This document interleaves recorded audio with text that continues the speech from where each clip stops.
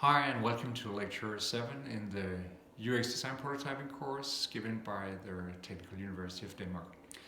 So just one thing we need to make absolutely clear is that UX, user experience, is not about putting final touches upon something to make it look nice.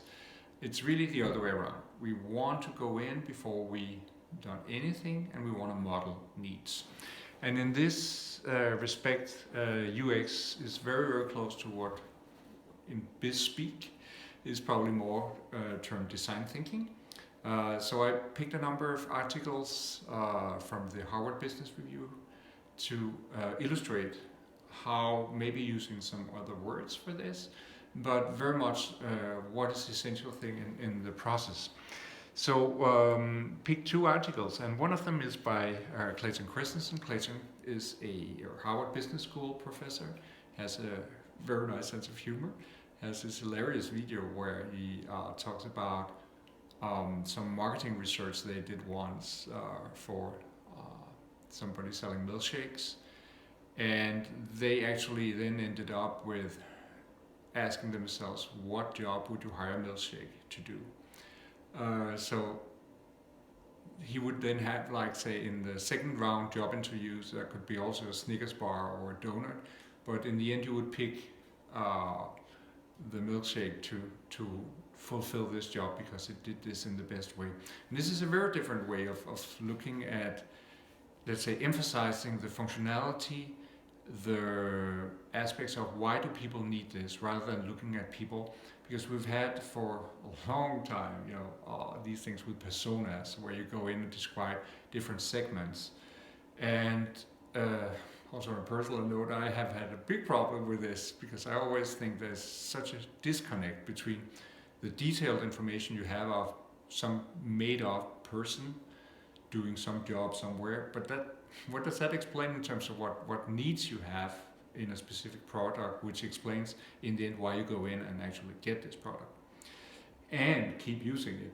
So in that respect, he has a really nice take, I think, on trying to avoid going in and just collecting a lot of data and then saying, let's find some correlations here and present them as the reason for why something is like that. And instead, going further and figuring out what is it that actually make people, in this case, hire this product to do a specific job for them. And there's another article in Harvard Business Review talking about, can we drill this down into elements of value? Are there some building blocks? And this article here is from Bain Consulting, so researchers there, they're doing this all the time, looking at companies, figuring out what are their strong weak sides, and can we then combine these elements in a different way to create better products, or be more innovative, or more efficient, or make more money, or whatever it is. And what they've done is that they have taken all these findings they have, that normally there are these different aspects of value, and sorted them and put them in 4 layers. At the bottom, you have functional aspects, which is like this is makes it easier to connect, makes it faster, removes some hassle, maybe it makes it cheaper, you make more money, whatever. Little sort of mechanical things which relate to something on the layer above, which are more like emotional. Sort of this thing here may function as this, but it really rewards me, or it removes some anxiety I have, or could be different emotional aspects. And then further up, you could have, it could even, maybe change my life. Let's say there could be some motivational aspects which would change your lifestyle, or you could even aspire at the very top to have sort of a self-transcendence, that the product turns into something completely different on a much higher level. And the pyramid here may remind you of, if you come across Maslow's idea of these little psychological building blocks. But the authors here also point out that Maslow didn't actually think of this as a pyramid. He didn't say you should always fulfill the functional things like a place to sleep or something to eat before you can talk about emotional things. It's really about the connection between these aspects. That being said, I mean, their clear finding here is that on the functional level, there has to be quality. Unless there's quality, everything stops.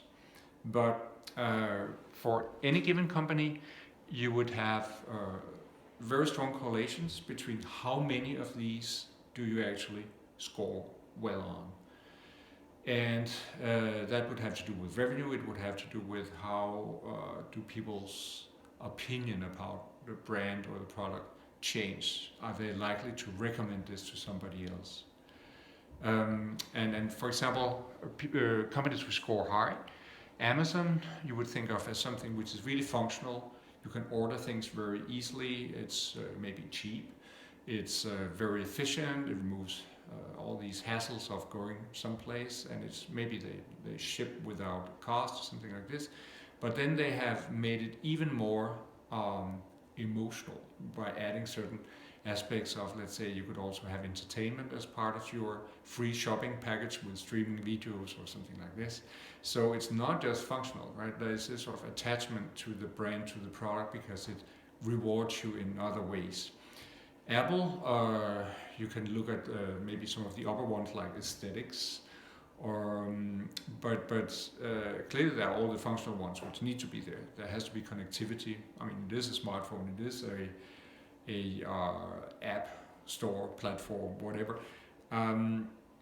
But you could also, let's say in Apple's case, see how they've changed with new products like the watch, which really stresses the aspects of the sensing, let's say the heart rate sensor or the accelerometer, which goes in and then becomes more like something health related, or maybe motivating you to exercise more, or get up, don't sit down all the time, whatever it is. So you can see this as a dynamic process that companies will add certain elements in time to make their offerings more attractive. Depending on what type of company you are, what type of product, apart from the quality, then clearly if you are a microbrewery, there would be more sensory appeal things which would matter. Like, I mean, you cannot make this sort of craft beer without thinking about how does it taste. But on the other hand, staying with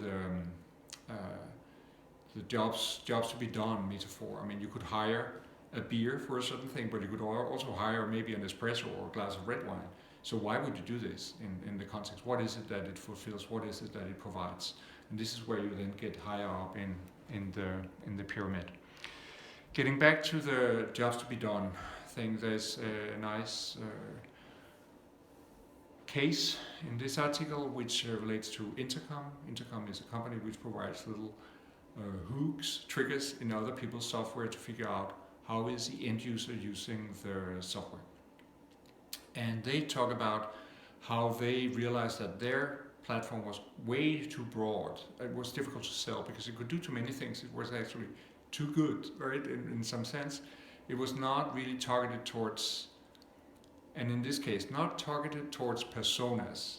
It's not targeted towards the persona of a salesperson or of an engineer or product manager or whatever who would need to know these things, but really what are the things they need to know? Why would they hire Intercom to do the job for them, to figure out how is the user doing this in my case, because I need to know should we add these features. If you're an engineer and you figure out on our roadmap, are people actually using it like this? Should we do this and that? Or let's say a salesperson who will want to see how many people did sign up yesterday. It's the same things that the platform can provide, but it's targeted towards different needs. So they explain how they created this sort of job metaphor for their product, and then they ended up with, let's say, 4 different aspects, which would be 4 landing pages, which would address these different points. How to do this in terms of design templates, how to make sure you can actually find it when you search for it, and then stressing that it's sort of a show and tell. So in the landing page should kind of explain what is it that this thing does, so it's easy to comprehend. Now, this kind of evolved, so this block from Intercom was written some time ago, and if you go in now and look at their site, there are actually 3 components, not 4. So this also means that these companies which evolve all the time, it's a dynamic process, but it's still the same thing. What are the needs? How do we address these in different ways in terms of, let's say, the problems is to acquire customers, the problem is to show them what you can do and sort of resolve any problems they might have with it. This is one way of looking at landing pages, like saying, okay, you have a product and you then figure out we have these different entry points to our product. But you could also start out, and that's what's in the UX for Lean Startup book, saying that when we talk about prototyping, mock-ups of a landing page is one of the most effective ways of actually gather information in terms of what do people want. Because you can make up a product before you ever done anything. It's like a Photoshop thing. So people think that it's a product. And then you have this little sign up here. And to get to know when this is being released. Depending on how many people put in their little email address here, and you think, oh my God, there are thousands of people who want this product, which doesn't exist because you haven't made it. But you just had this idea and you presented the idea. It's totally fake. But you presented it in a way where it's so convincing that people think, wow, I need this. When is that going to come out? You gain a lot of insights then for what could this be. It could also be that you have an existing product and you have new features you want to try out. Then you could have like an upgrade to this, and you could put different price points. You could have different pages explaining the things in different ways, and some people would see one page, some people would see the other page, and there might be different prices. And let's say you figure out that actually more people are willing to pay the higher price than the lower price. Well, good for you, right? But that's the type of insights you can get without a product, just by putting it into a landing page. But that means that you need some tools for creating these mockups. So there's an example here of one of these landing page mockup tool platforms for doing precisely this. So you can create parallel visions of a product or price points or whatever it is, and try out how do people react to this. So what we would like you to do now is to say, you have this concept of an in-ear device now which uses voice to activate a bot message flow, and this thing is there to create augmented hearing.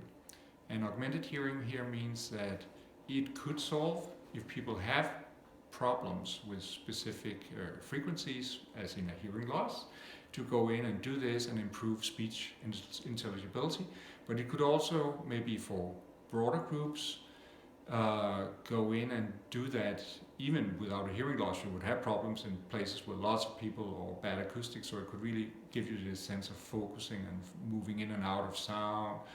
And also because of the feedback in this thing here, you would have a way of modeling user behavior based on what people are doing, and creating lots of valuable things here, which you could then try and go back to the pyramid we talked about and say, if we drill down again, which of these elements are functional, which of these elements are emotional, which ones could be life-changing or even transcendental, and can we kind of improve our concept based on this way of combining these little building blocks, and can we sort of try to put that into our prototype again.